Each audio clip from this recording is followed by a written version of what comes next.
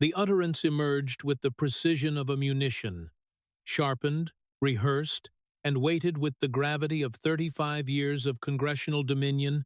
As Maxine Waters inclined her posture forward in her seat, her digit extending accusingly toward the witness station, her vocal projections saturating the Rayburn House office building hearing chamber with that specific intensity that had rendered her both renowned and formidable on Capitol Hill for 3.5 decades. You are a content creator who acquired a shield because you paid obeisance to Donald Trump. You possess no justification for occupying that seat. You are not of the Bureau. You have never belonged to the Bureau. You are a media figure enacting a charade within a government facility.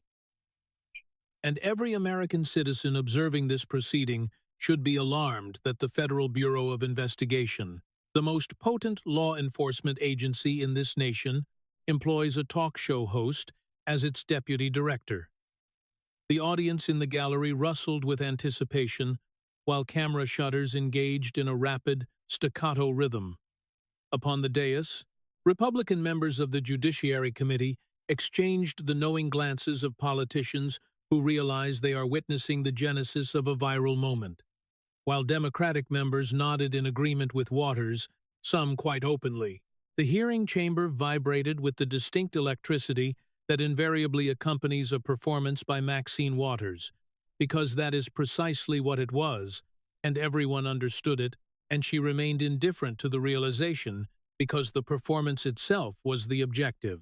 Dan Bongino remained seated at the witness station. He did not recoil. He did not adjust his position in his chair. He did not reach for his hydration vessel, or manipulate his microphone, or seek counsel from his legal advisor for guidance. He sat in the manner a police officer sits when a suspect is vociferating at him during an interrogation. Motionless, patient, cataloging every syllable for subsequent utilization. He waited until she had concluded her remarks, allowing the silence to settle for 2 full seconds, a duration sufficient for the cameras to register the juxtaposition between her fury and his stillness, and then he opened a folder. "Congresswoman Waters," he stated, and his voice possessed the flat, unhurried cadence of Queens, New York, the voice of a man who had spent 4 years as an NYPD officer and 12 years as a Secret Service agent, and had learned that the individual who speaks most quietly in a room full of shouting is the individual to whom everyone listens. "I appreciate the passion," he continued, "but I would like to read something into the record, if the chairman permits." The chairman nodded his assent. Federal Election Commission documentation. Committee designation, Citizens for Waters. Between the years 2003 and 2023, your campaign disbursed a cumulative sum of $1,213,000 to an entity titled Progressive Connections. The payment category listed on every filing is designated as Slate Mailer Management Fees.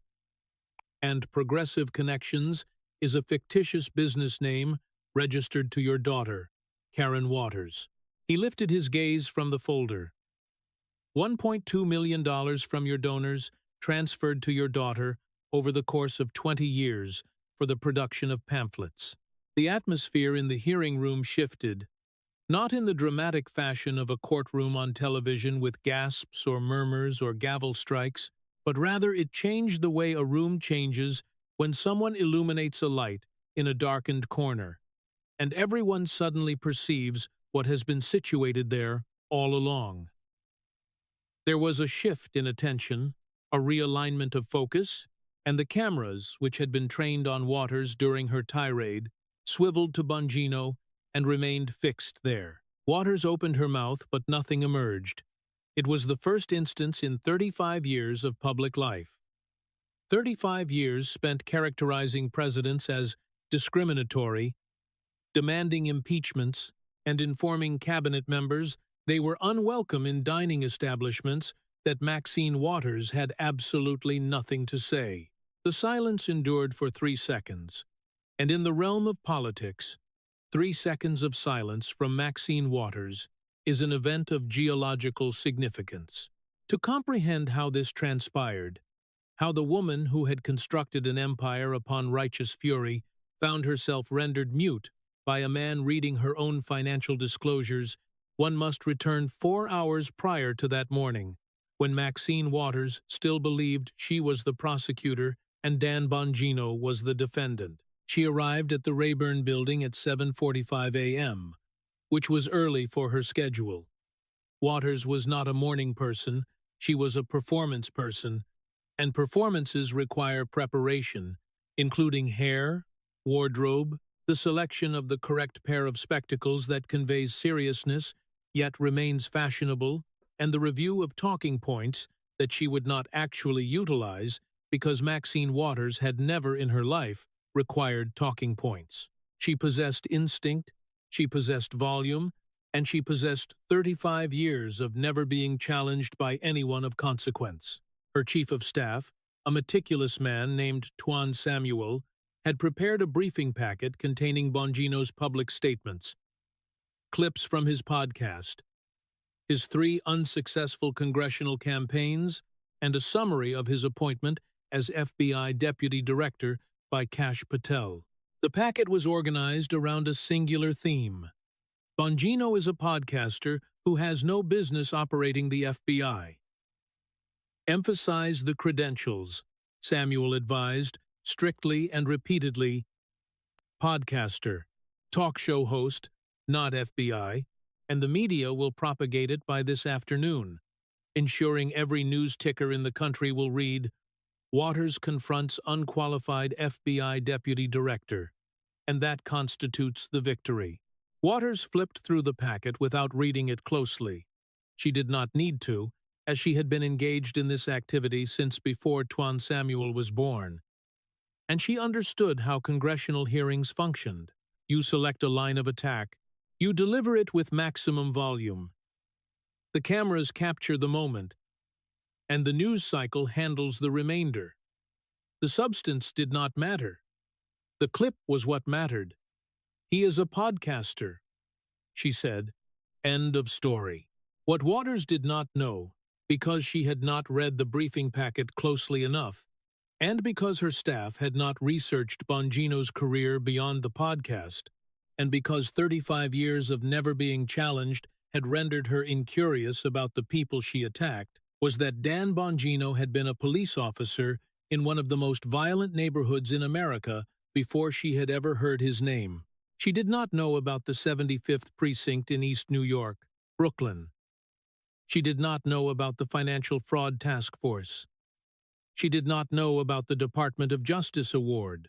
She did not know he had protected Barack Obama, and she especially did not know that a man who had spent years investigating financial fraud for the United States Secret Service, who had built cases against individuals who conceal money in shell companies and route payments through family businesses, was the worst possible opponent for a congresswoman whose daughter had been collecting campaign funds for 2 decades.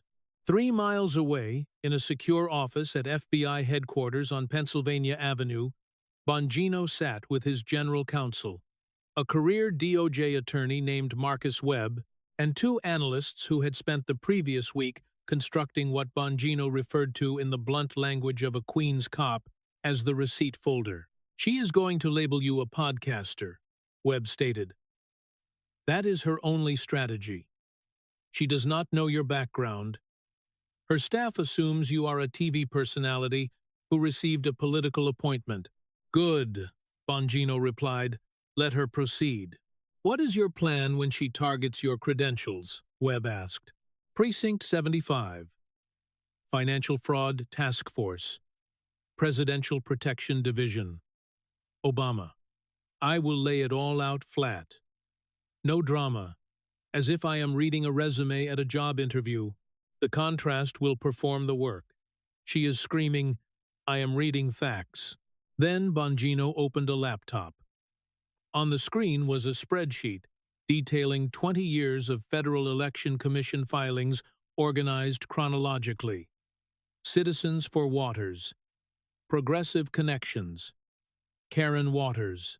Dollar amounts highlighted in yellow. each one verified against public FEC records.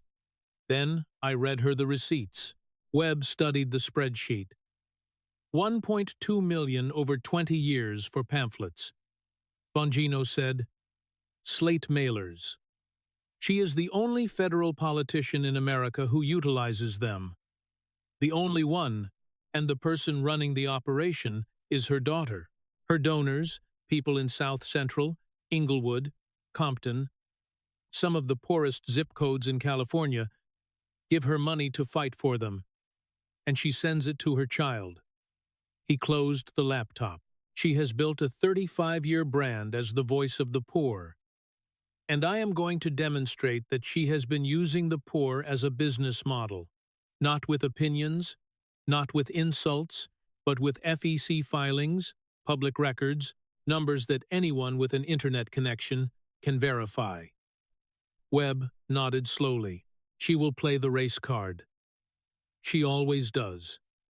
And when she does, I will remind her that I started my career in East New York, 98% minority, one of the poorest neighborhoods in the country, and that I protected Barack Obama with my life. Let her explain how a man who served a black neighborhood and guarded a black president is a racist. She will say, you are attacking a black woman who has fought for her community. And I will say, I am reading FEC filings. That is all. FEC filings. If reading public records constitutes an attack, then the Federal Election Commission is the real enemy. He paused, then spoke in the voice of a cop who has seen too much to be surprised by anything, but who still, despite everything, becomes angry at the people who prey on the vulnerable. She lives in Hancock Park, a $5 million house, 6,000 square feet. While her district has a 27% poverty rate, she does not even live in the district. She lives in a mansion next to the old J. Paul Getty estate, and she calls herself a warrior for the poor. I walked a beat in East New York. I lived near the people I served. I know what poverty looks like because I saw it every morning and every night. Not from a mansion in Hancock Park, but from the street. He stood up and paced, the restless movement of a man who spent years on his feet, on a beat in formation, not a desk politician, but a street cop who happened to end up behind a desk. Here is what people do not understand about financial fraud. When a CEO steals from a pension fund, when a banker fabricates loan documents, the victims are always the same people, the people who can least afford to lose. Working people, retirees, small investors, the poor. The fraud does not happen in mansions. It lands in neighborhoods like East New York, in districts like the 43rd, and when I look at Waters' record, not her speeches, not her Twitter posts, but her actual financial record, I see a pattern I have seen 100 times as a financial fraud investigator. Money comes in from small donors who believe in a cause. Money goes out to family members through entities that provide questionable value. The operation is technically legal, and the people who funded it never know where their money went. That is not corruption in the criminal sense. I am not saying she committed a crime. I am saying it is a betrayal. And the people she betrayed are the ones she claims to fight for. Webb looked at the file one more time. What about the SBF angle? Bongino pulled up a screenshot of a Waters tweet from December 2nd, 2022. We appreciate that you have been candid. Below it was a photograph of Waters and Sam Bankman-Fried at a conference in the Bahamas, arms around each other, both smiling broadly. She was the chair of the House Financial Services Committee, the committee with oversight over crypto exchanges. SBF and his executives gave $300,000 to 9 members of her committee. He gave $40 million to Democrats. And when his platform collapsed and $8 billion disappeared, she thanked him for being honest. 7 months later, he was convicted on 7 federal counts. 25 years. She was supposed to be the watchdog. She was the lapdog. The hearing began at 10 a.m. Chairman Jim Jordan called the room to order and read the standard opening, stating the committee would hear testimony from FBI Deputy Director Dan Bongino regarding ongoing reforms at the Bureau under Director Kash Patel. The first 90 minutes were routine. Republican members asked about the pipe bomb investigation, the restructuring of field offices, and the new emphasis on violent crime. Democratic members asked about political targeting, the departure of career agents, and the demand for names of agents involved in January 6 investigations. Bongino answered each question in the same flat, precise tone. The tone of a man giving a briefing, not performing for cameras. Then Chairman Jordan recognized Maxine Waters for 5 minutes. Waters was not a member of the Judiciary Committee, but Jordan had agreed, with the particular generosity of a chairman who knows the opposition is about to make a mistake, to allow her to question the witness as a courtesy. Waters adjusted her glasses. She did not look at notes. She did not need to. "Mr. Bongino," she began, and the Mr. was deliberate. A refusal to use his title. A small act of disrespect designed to establish the power dynamic from the first syllable. "You are not an FBI agent. You have never been an FBI agent. The position of Deputy Director has been held by career FBI agents for 117 years. You broke that tradition, not because you earned it, not because you had the qualifications, but because you were a loyal supporter of Donald Trump on your podcast, and he rewarded you. Is that an accurate summary of how you got this job?" Bongino leaned toward his microphone. "No, Congresswoman, it is not. Would you like me to tell you how I actually got here? I didn't ask for your life story. I asked." "I will keep it brief," he interrupted, not waiting for permission. "In 1995, I was 19 years old. I entered the NYPD Police Cadet Program at the City University of New York. In 1997, I became a full-time police officer. I was assigned to the 75th Precinct in East New York, Brooklyn." He paused. "Not for drama. Bongino didn't do drama, but for emphasis. For those who don't know the 75th Precinct, it covered one of the highest crime neighborhoods in the United States. In the late 90s, East New York had a murder rate that made the national news. I patrolled those streets. I responded to domestic violence calls at 2 in the morning. I knew the families. I knew the kids. I knew who was selling, and who was buying, and who was getting hurt. In 1999, I joined the United States Secret Service as a special agent. I was assigned to the New York field office and then to the Financial Fraud Task Force, where I investigated white-collar criminals, people who steal money through sophisticated schemes and route it through shell companies and family businesses. I received a Department of Justice Award for the successful investigation and prosecution of financial fraud. He turned a page in his folder. Though he wasn't reading from it, he was letting the camera see the gesture. In 2006, I joined the Presidential Protective Division. I was assigned to protect the President of the United States. I served on the detail for President George W. Bush, and then I stayed on and served on the detail for President Barack Obama. 2 presidents, 2 parties. Both trusted me with their lives. After that, I transferred to the Baltimore field office, where I served as the lead agent on a multi-million-dollar fraud investigation that resulted in successful federal prosecutions. I have a bachelor's degree and a master's degree from the City University of New York and a master's degree from Penn State University. I have been in law enforcement for 13 years. He looked directly at Waters. "So, with respect, Congresswoman, I am not a podcaster who got a badge.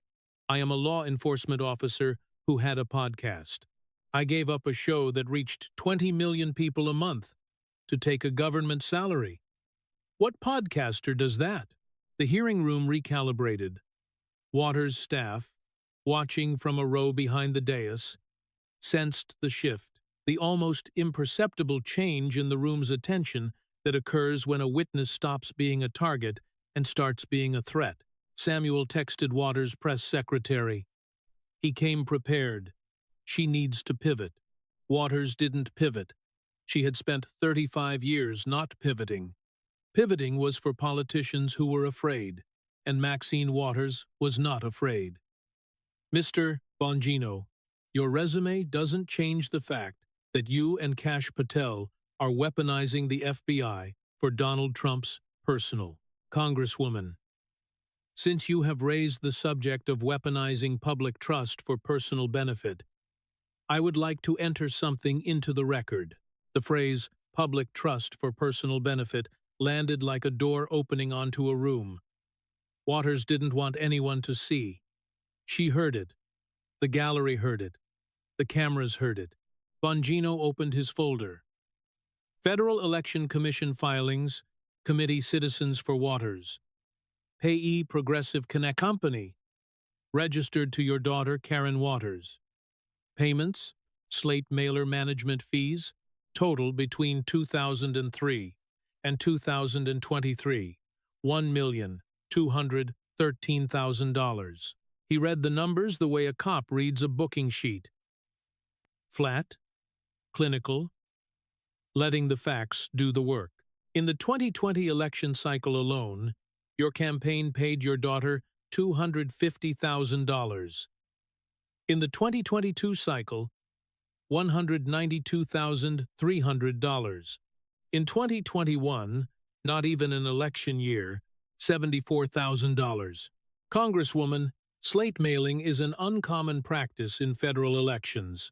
In fact, during the 2020 general election, you were reportedly the only federal politician in the entire United States running a slate mailer operation.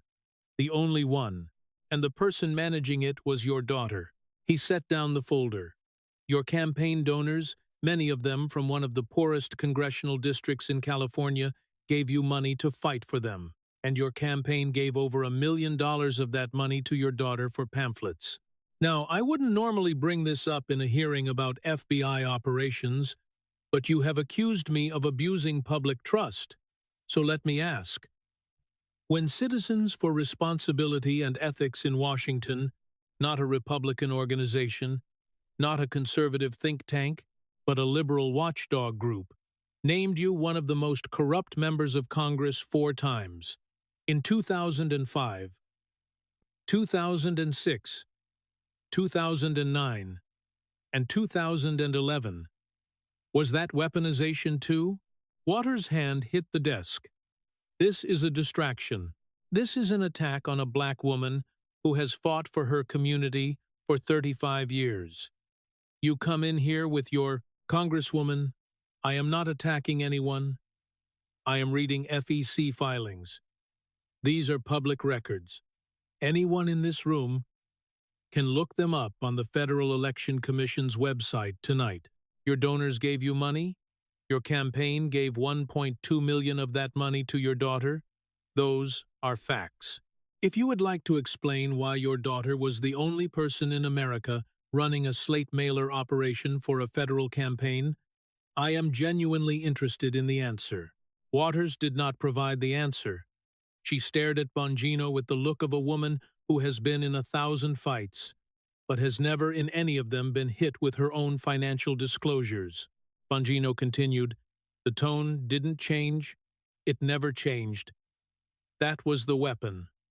The monotone, the flatness, the cop voice that treats $1 million revelation the same way it treats a parking ticket. No theatrics, no raised voice, just receipts. And since we are discussing the relationship between your public service and your family's finances, Congresswoman, let me add one more item. In September 2008, you arranged a meeting between Treasury Department officials and executives of One United Bank. Your husband, Sidney Williams, was a former member of the bank's board of directors and a stockholder.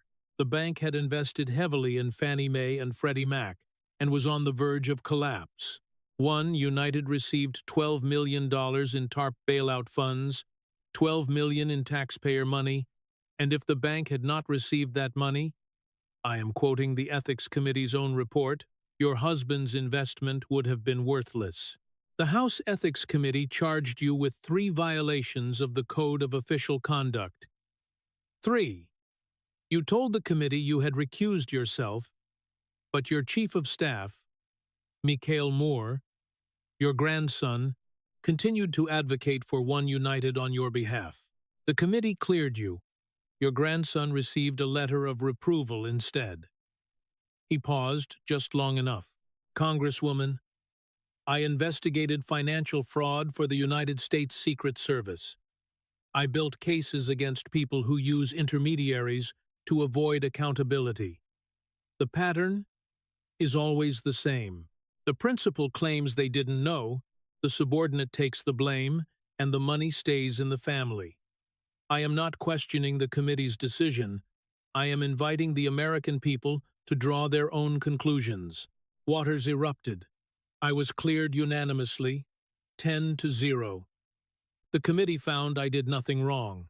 You were cleared because your grandson said he acted without your knowledge while working in your office under your supervision for a bank your husband owned stock in. And the grandson was the one who received the reproval, not you. You walked away clean. And the 24-year-old staffer, who happened to be your grandson, took the hit. That is not justice, Congresswoman. That is a family business. The phrase hung in the air. Family business. It connected the dots. The daughter collecting $1.2 million in campaign money, the husband's bank getting $12 million in bailout funds, the grandson absorbing the ethics violation, 3 family members, 3 revenue streams, all flowing through the same elected official. Bongino shifted slightly, the way a boxer shifts his weight before the combination that ends the fight. Congresswoman, you have built your career as a voice for the poor. Your district, California's 43rd, includes parts of South Central Los Angeles, Inglewood, Gardena, Compton. The poverty rate in parts of your district is 27%, double the national average. These are communities where families live on $30,000 a year, where kids go to schools that haven't been renovated since the 90s, where the streets your constituents walk every day look nothing like the street you live on, because you don't live in your district. You live in Hancock Park, a 6,000-square-foot mansion valued at nearly $5 million. Your neighbors include the former estate of oil magnate J. Paul Getty. Your home sits outside the boundaries of the 43rd Congressional District. I started my career in East New York, Brooklyn, Precinct 75. The people there lived in walk-ups and housing projects. I didn't commute in from a mansion to police their neighborhood. I was there every shift, every call. I saw poverty the way your constituents see it, up close, every day, with no gate between me and it. So, when you call yourself a warrior for the poor, Congresswoman, when you have collected $1.2 million for your daughter from your campaign, when your husband's bank got $12 million in taxpayer bailout money, when you live in a mansion outside the district you claim to represent, the people in South Central and Inglewood and Compton might reasonably ask, who exactly are you fighting for? And Congresswoman, since we are discussing South Central, in 1992, when the Rodney King verdict came down, your district erupted. 63 people died. Over 2,000 were injured. 12,000 were arrested. Reginald Denny was pulled from his truck and beaten nearly to death with a cinder block on a street in the district you represent. You led a chant of no justice, no peace. You called it a rebellion, not a riot. You said it was understandable.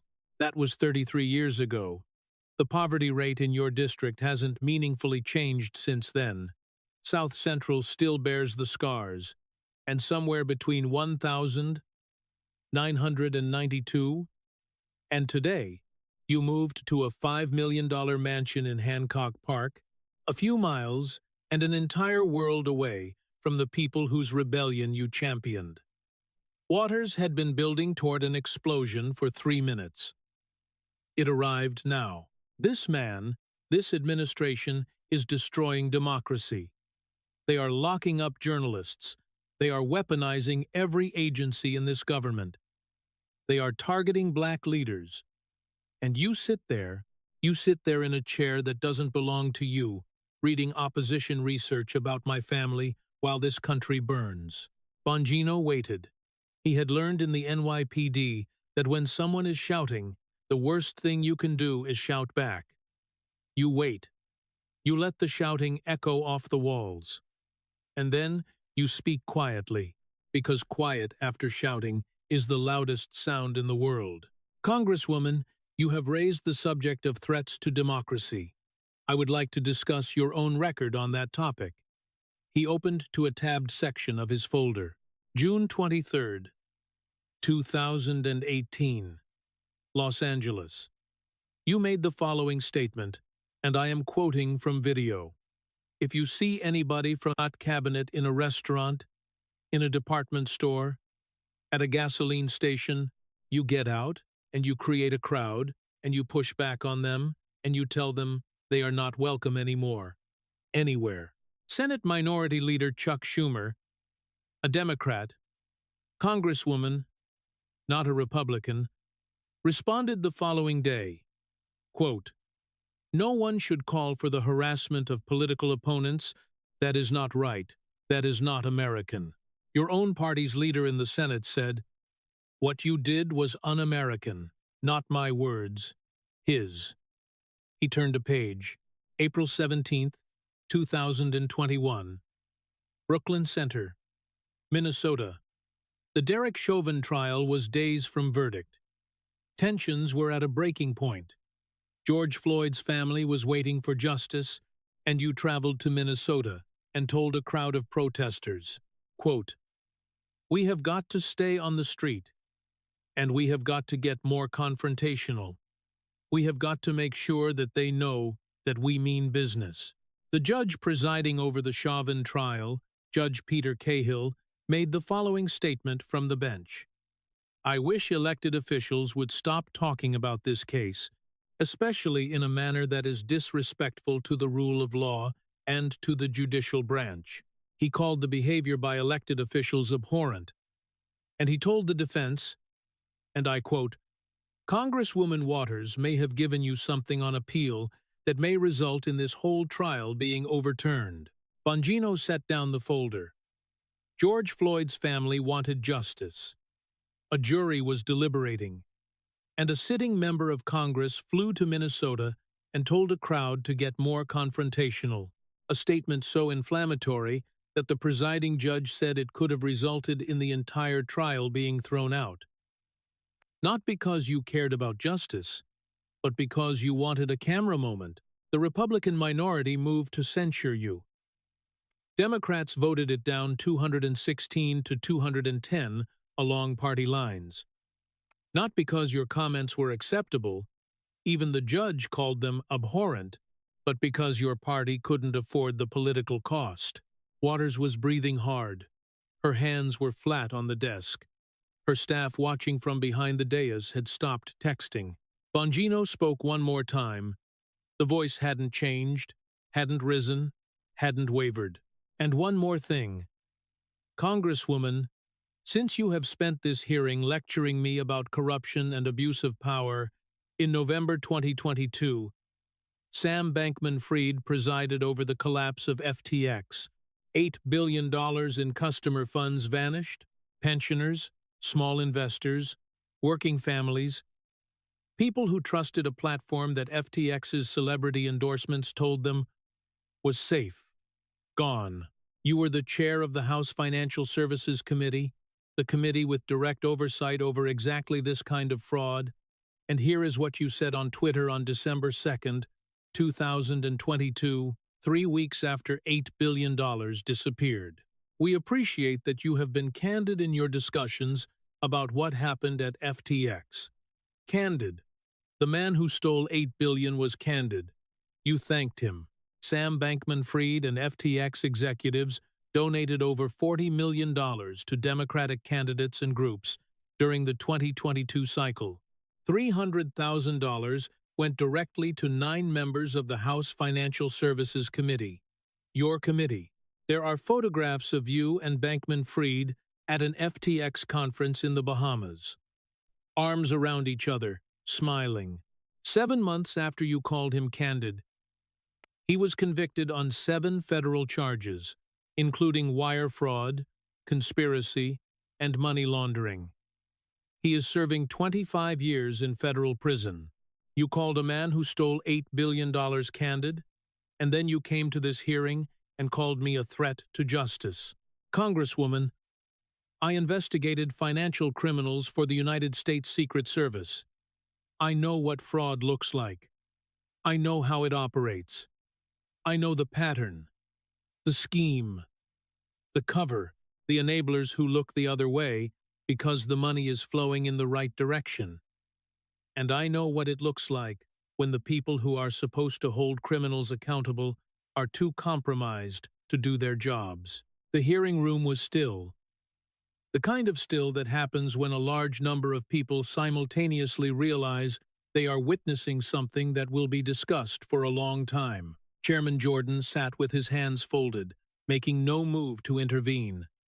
Democratic members stared at various points on the wall or the ceiling, the gaze of politicians who are calculating the distance between themselves and the blast radius.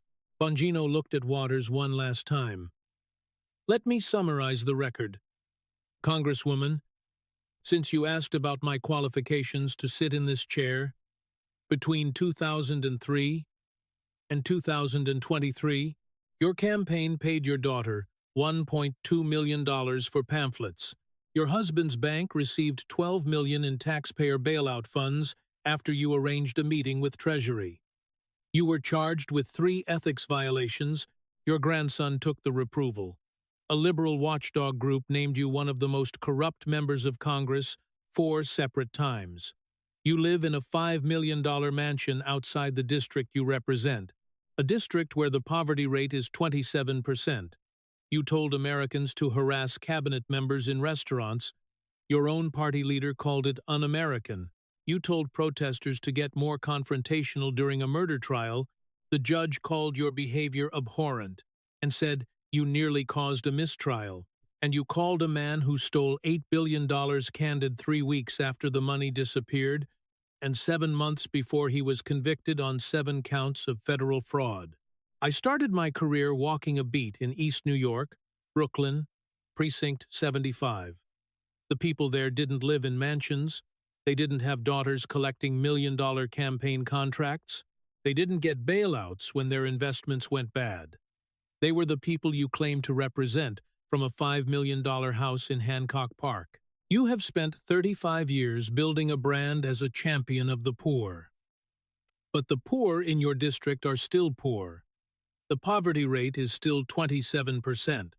The schools are still failing, the streets are still dangerous, and the only people who have gotten rich from Maxine Waters' career in public service are Maxine Waters and her family. I don't need to be lectured about justice by someone who thanked a man who stole $8 billion. I don't need to be lectured about qualifications by someone whose greatest financial achievement is funneling $1 million to her daughter for pamphlets. And I don't need to be lectured about democracy by someone whose own party leader said her rhetoric was not American. I protected 2 presidents. I investigated financial fraud. I walked the beat in one of the poorest neighborhoods in this country. I know what service looks like, and what you have done for 35 years, Congresswoman, isn't service, it's a business. Silence. Chairman Jordan let it hold for 4 seconds, then said, "The gentlewoman's time has expired." Waters was already standing. "How dare you? I have fought for 35 years. The gavel came down. The gentlewoman's time has expired." She stood at the dais for another moment. her hand gripping the edge of the desk, her mouth open around a sentence that wouldn't come. Then she gathered her papers, though she hadn't looked at them once, and walked out of the hearing room. Her staff followed. She did not stop for reporters. She did not stop for cameras. She turned left down the hallway and disappeared into the marble corridor. For 8 minutes, no member of the Congressional Black Caucus posted anything on social media.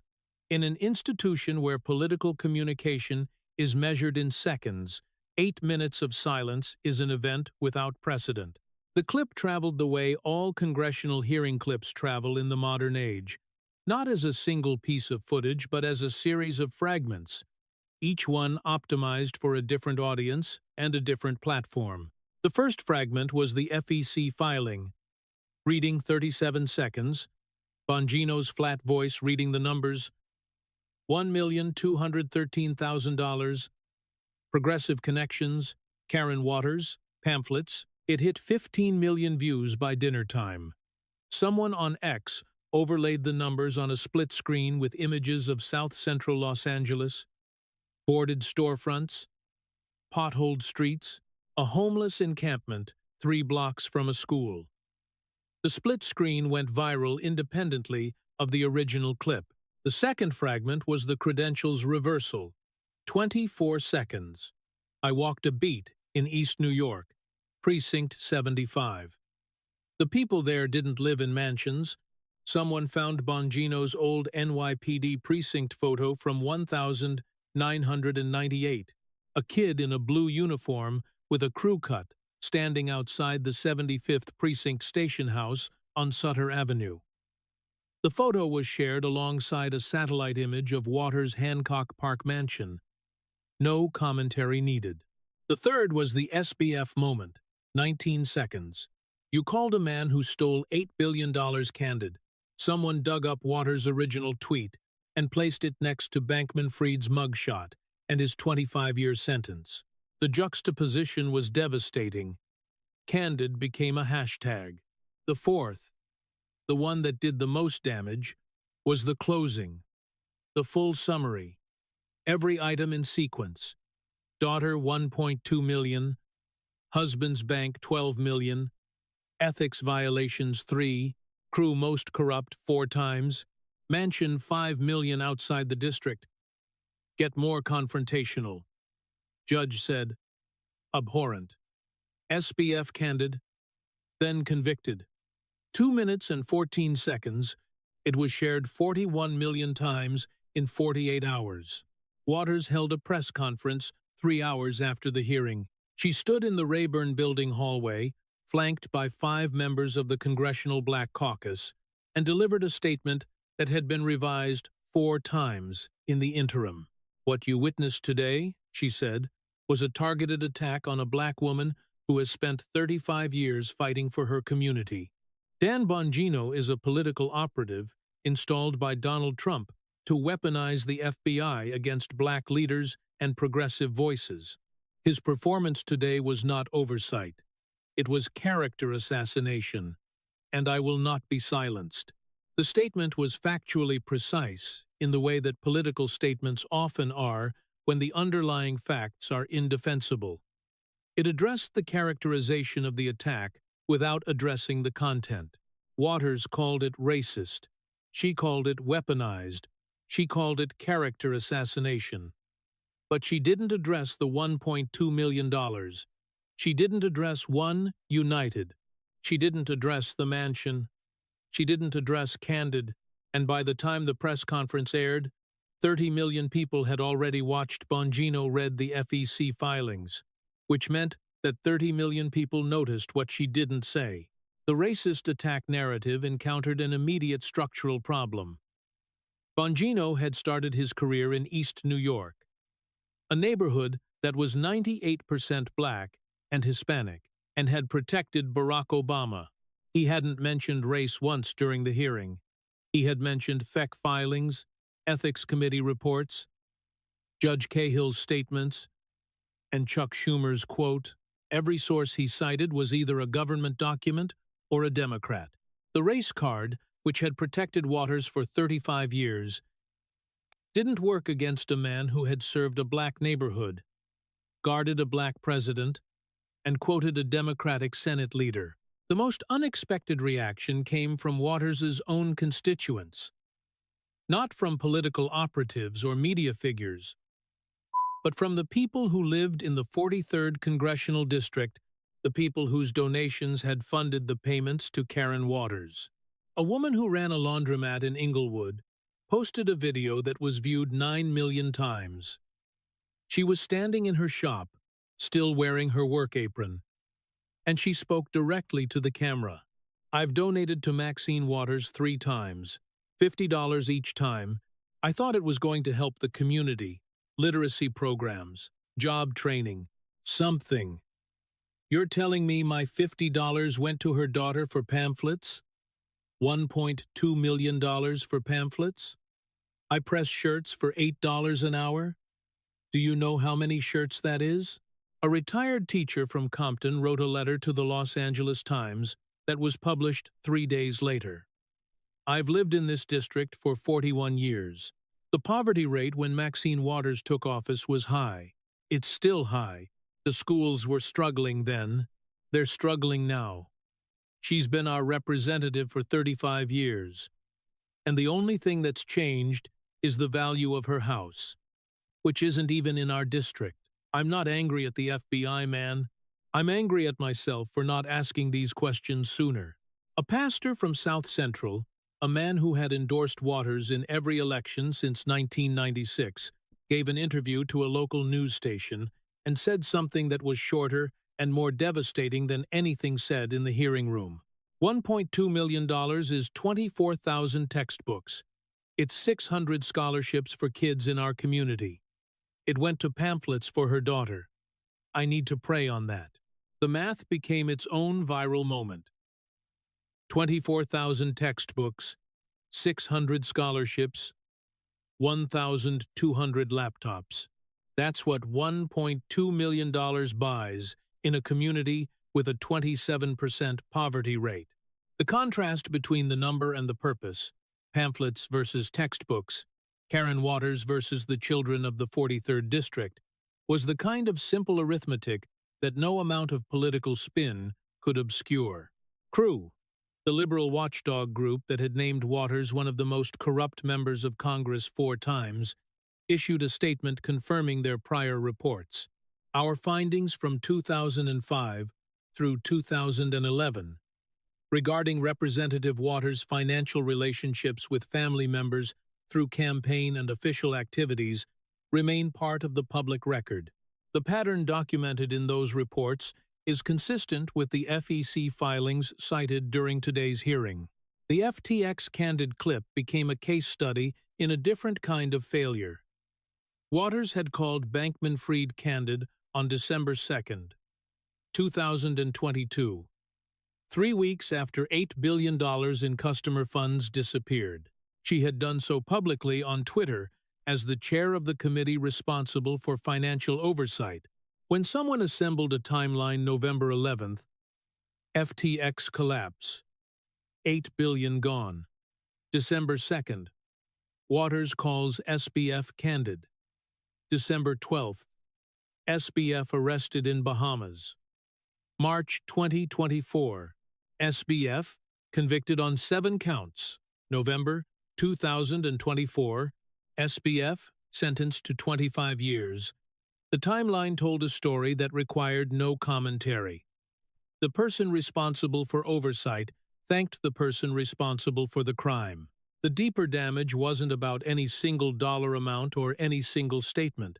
It was about the gap between the brand and the record. For 35 years, Maxine Waters had occupied a specific space in American politics.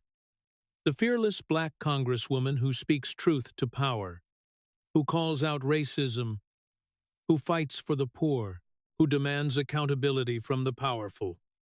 Auntie Maxine, the icon, the warrior. But icons survive on mythology, and mythology survives on the absence of scrutiny. What Bongino had done with FEC filings, not opinions, with government reports, not accusations, with the words of a Democratic Senate leader and a presiding judge, not partisan talking points, was subject the mythology to arithmetic, and the arithmetic didn't work. A warrior for the poor, whose daughter collected $1.2 million from her campaign.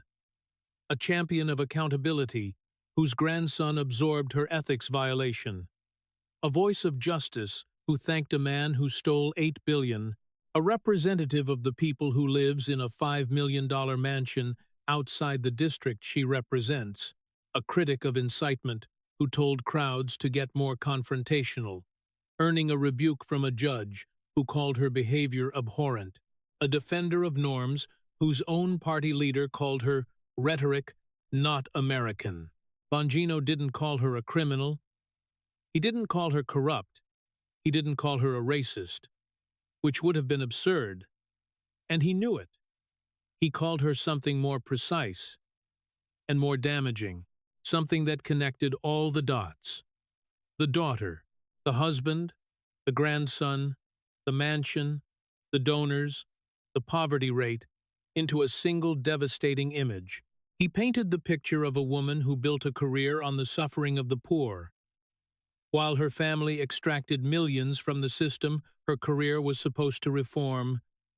And once the picture was assembled, once the FEC filings and the Ethics Committee reports and the property records and the judge's rebuke and the SBF timeline were laid out in sequence, the picture couldn't be unassembled. Bongino returned to FBI headquarters after the hearing. He didn't hold a press conference. He didn't post on social media. He went back to work. There were cases to review, operations to coordinate. The day-to-day business of being the second highest-ranking official in the most powerful law enforcement agency in the country, business that doesn't trend on social media because it's the kind of boring, essential, unglamorous work that doesn't generate clips. When Webb asked him how he thought it went, Bongino said, "I read receipts. That's it. I didn't write the FEC filings. I didn't write the Ethics Committee report. I didn't write Judge Cahill's statement. She wrote her own record over 35 years. I just read it back to her in front of 40 million people. The people in her district deserve to hear it. They've been paying for it." In the weeks that followed, Waters did what she had always done. She gave interviews, she posted on social media, she called the hearing a racist ambush and compared it to the attacks on every black leader who dares to speak truth. The machine still worked. The donations still came. The base still rallied. MSNBC still booked her. CNN still quoted her. But something had shifted, the same kind of shift that follows all of these moments.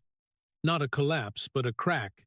Not an earthquake, but a settling of the foundation that changes how the structure bears weight.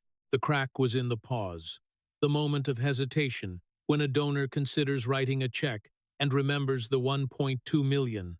The moment when an ally considers a joint press conference and remembers Candid. The moment when a constituent hears, "I'm fighting for you," and thinks your daughter got $1 million and my kid's school doesn't have air conditioning. She walked into the hearing room as Auntie Maxine, the icon, the warrior, the voice of the voiceless. She walked out as a line item in her own financial disclosures, read aloud by a cop from East New York who had learned in the streets and in the Secret Service and in the FBI that the most powerful weapon in law enforcement isn't a badge or a gun or a shouted accusation, it's a receipt. And in the 43rd Congressional District of California, in the laundromats and the barber shops and the schools without air conditioning and the streets that still haven't been repaved since the rebellion of 1992, people who had never thought to look up FEC filings were now looking. They were typing "Citizens for Waters" into the Federal Election Commission website. They were finding the payments, Progressive Connections, Karen Waters, Slate mailer management fees, $8,000 here, $16,000 there, $250,000 in a single cycle. They did the math. They compared it to what they donated. $50, $100. Money they'd given because they believed it would help their community. Money that had ended up, dollar by documented dollar, in the bank account of their representative's daughter. Bongino had said it plainly. I am not attacking anyone. I am reading FEC filings. But FEC filings, it turned out, were the most devastating attack of all. Because they couldn't be denied. They couldn't be spun. They couldn't be called racist or partisan or weaponized. They were numbers filed by Waters' own campaign, available to anyone with an internet connection, and the numbers told a story that 35 years of speeches and slogans and righteous fury couldn't rewrite. The story of a woman who spoke for the poor and spent for the family, the people's money, the family's business, and a cop from East New York who read the difference out loud.